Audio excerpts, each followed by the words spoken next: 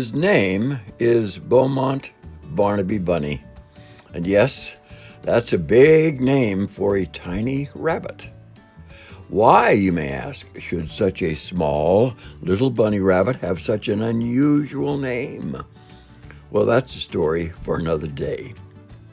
Beaumont Barnaby Bunny is the name of a small brush rabbit that lived in the fog-shrouded hills and headlands by the ocean near a beautiful golden bridge. His family and friends just called him BB Bunny, or BB for short. BB lived with his family, mom and dad, bunny brothers and sisters, and wise old granddad in a cozy burrow under the low branches of a chaparral bush. Often in the evenings, as the fog crept up the hillside, the bunny family would huddle together, and Granddad would entertain them with stories of his exciting adventures and terrifying escapes from bad Bobcat. One particular story always made BB's mouth water. It was when Granddad closed his eyes and with a smile of delight on his furry face, described eating his favorite thing in the whole wide world, a red, ripe raspberry. BB would think to himself, "Oh, that sounds so delicious." Granddad's stories sounded exciting to BB, who was always up for a new adventure. So one early morning, as the family still slept, BB decided he would go out on the bunny path and see if he could find a red, ripe raspberry for himself. BB put on his red stocking hat and matching scarf that Mama Bunny had knitted, and then he hopped, hippity-hopped, and hopped some more down the bunny path, under the coastal scrub, between bushes and brush, until he came upon Mrs. Quilly Quail and 6 of her little chicks. Her drooping black head plume was bobbing up and down as she scratched and pecked at the ground. Scratch, scratch, peck and scratch. "Good morning, Mrs. Quilly Quail. I was wondering, do you know where I can find a red ripe raspberry? I hear they are delicious." Mrs. Quilly Quail paused from her scratching to answer. "I know nothing about red ripe raspberries, BB, because I'm looking for some tasty seeds and grains. That's the food that makes me and my little chicks happy." And she went back to her scratch, scratch, peck and scratch. "Thank you anyway," said BB. "I'm sure that seeds and grains make fine eating, but that's not what I'm looking for." And off he went. Hop, hop, hippity-hop. Soon he chanced upon a black whiskered nose, framed by large, pink, shovel-like paws, poking out of a hole in the green, grassy ground near the path. "Good morning, Mortimer Mole," said BB. "I was wondering, do you know where I can find a red ripe raspberry? I hear they are delicious." "Top of the morning! Is that you, BB? My eyesight's not the best. Sorry, I know nothing about red ripe raspberries, but I can tell you about delicious white worms and tasty green grubs. Yum, yum, yum, yum." "Well, thank you anyway, Mortimer," said BB. "I'm sure that white worms and green grubs are tasty, but they're not for me." And off he went, hop, hop, hippity-hop. It was not long before BB happened upon Dotty, a black-tailed deer, standing under an oak tree, eating one of the many acorns that had fallen to the ground. Munch, munch, crunch, crunch. "Good morning, Dotty dear," said BB.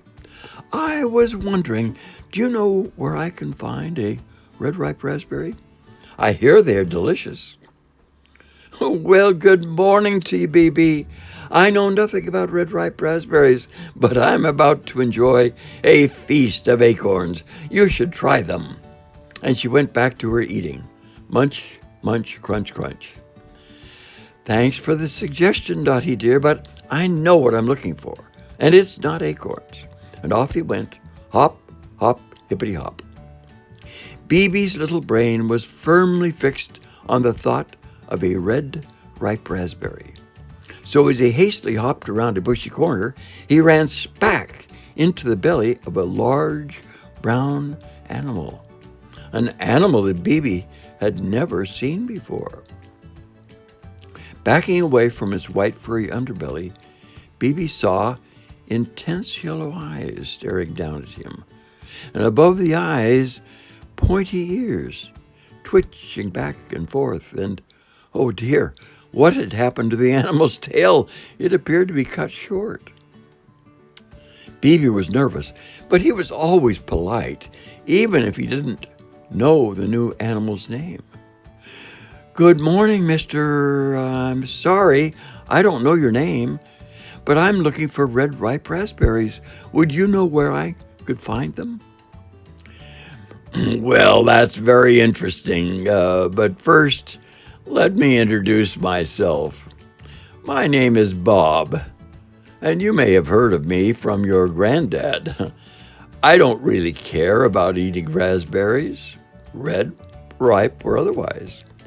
What I like to eat are little bunnies like you. And instantly, Bad Bobcat leaped at Beebe with his large paws and sharp claws. Bad Bobcat was quick, but Beebe was quicker. He didn't just hop. He didn't hippity hop. He jumped, dashed, and dived under the nearest bush. Bad Bobcat hissed, snarled, and paced around the bush. But lucky for Beebe, its branches were too low and too full of sharp thorns, with just enough space for a little rabbit to crawl under and hide. The more Bobcat howled, the more Beebe was frightened. He lay face down on the ground with his paws over his ears, trembling and his heart pounding. After a time, Bad Bobcat decided to go look for his breakfast somewhere else, somewhere that wasn't under a thorny bush. It took a while for Beebe to get over his fright and relax enough to turn over and observe his place of safety. A beam of sunlight shined through the tangled, thorny branches, and just above his head, hanging down from one of the branches, an object glowed in the sunbeam. Whether it was fate or just good luck to escape, Beebe had run under a wild raspberry bush, and as a result, he had found what he had been searching for, a red, ripe raspberry. Beebe reached up and carefully took the raspberry into his mouth. He closed his eyes, and with a smile of delight on his furry face, he ate the red, ripe raspberry. And it tasted delicious.